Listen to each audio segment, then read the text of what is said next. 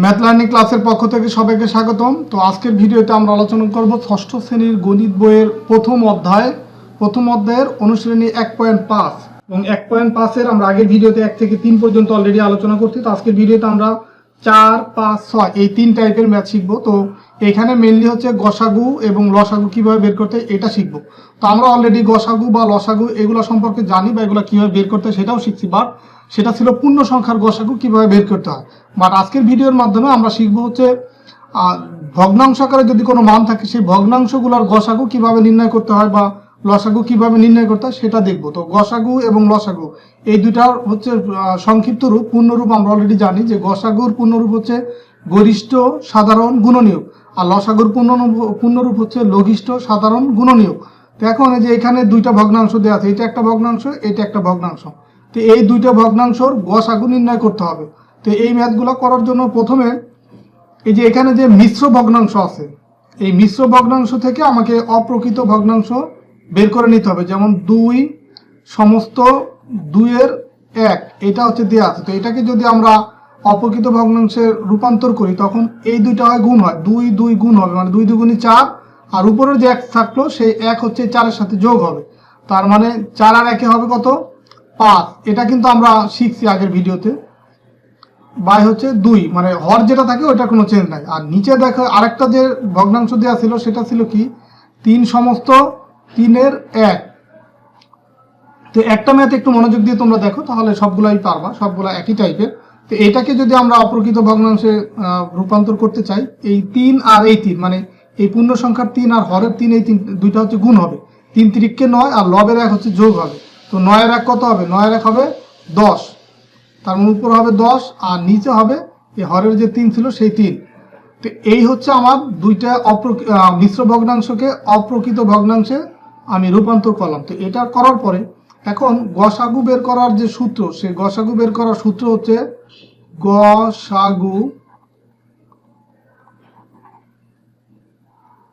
গসাগু ইকুয়াল হচ্ছে আমরা মানে ভগ্নাংশের গসাগু ইকুয়াল হচ্ছে এই উপরে থাকবে গসাগু, মানে লবগুলার গসাগু বের করব, গসাগু, আর নিচের যে হর থাকবে সেই হরগুলার হবে লসাগু। লসাগু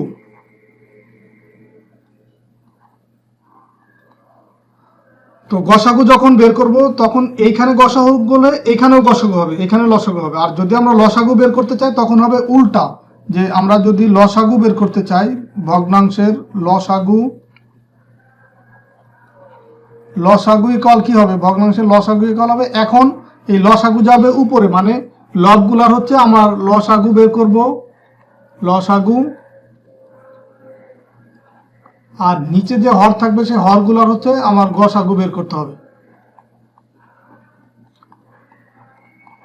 এখন এই ভগ্নাংশের যখন আমরা গসাগু বের করব তখন হচ্ছে তাহলে কি লবগুলার গসাগু বের করতে হবে। এখন এই যে দুইটা অপ্রকৃত ভগ্নাংশ আমি এখানে পেলাম, এইটা হচ্ছে লব আর এখানে এটা হচ্ছে লব, তার মানে এই দুইটার গসাগু বের করতে হবে।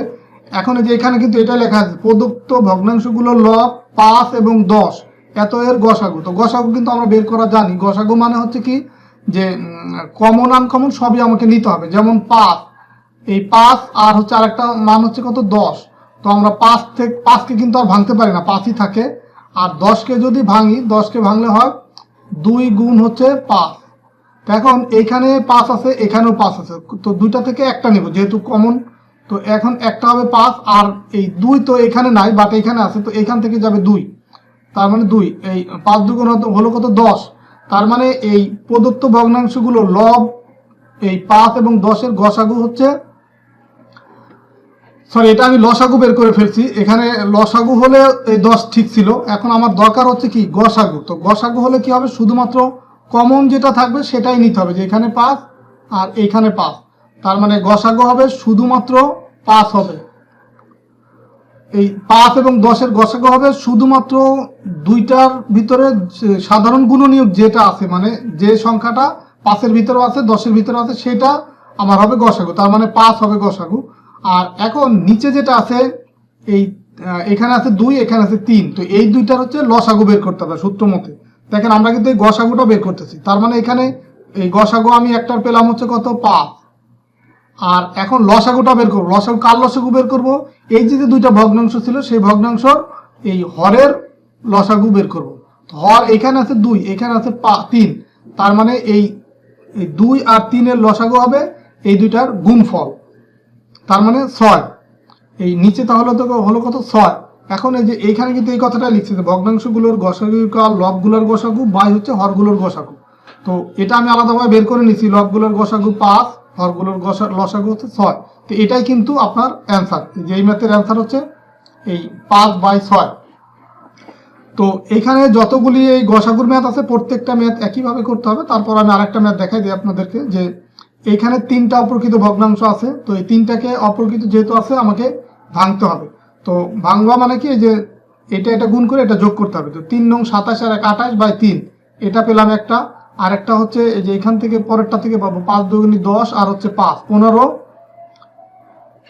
সরি এখানে কিন্তু 5 আছে, এখানে ভুল লেখছে, এখানে 5 হবে। এই 5 5 25 আর এই উপরে ছিল 2, 5 5 25 আর 2 হচ্ছে 27 বাই হচ্ছে 5, এটা পেলাম আর একটা।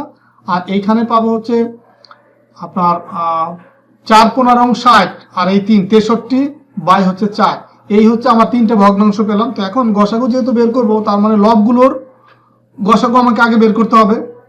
এই 28 27 এবং 63, 28 27 63 এর গসাগু।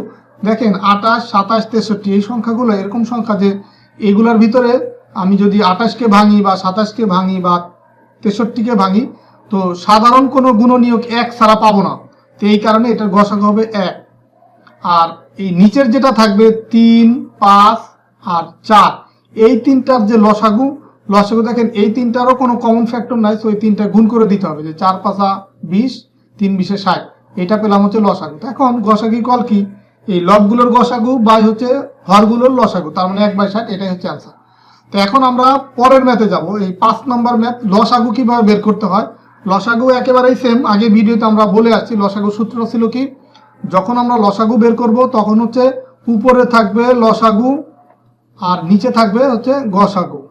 তো লসাগু মানে কি, লবগুলোর লসাগু, আর গসাগু মানে এই হরগুলোর গসাগু, আর এটা ইকুয়ালি হবে আমার লসাগু, ভগ্নাংশের লসাগু। তো এখন এখানেও দেখো যে 2টা ভগ্নাংশ আছে, মিশ্র ভগ্নাংশ। এটাকে আমি মিশ্র ভগ্নাংশ যেহেতু, এটাকে গুণ করে অপ্রকৃত ভগ্নাংশ বের করব। যেমন 4 5 20 আর হচ্ছে 1 21 বাই হচ্ছে 4।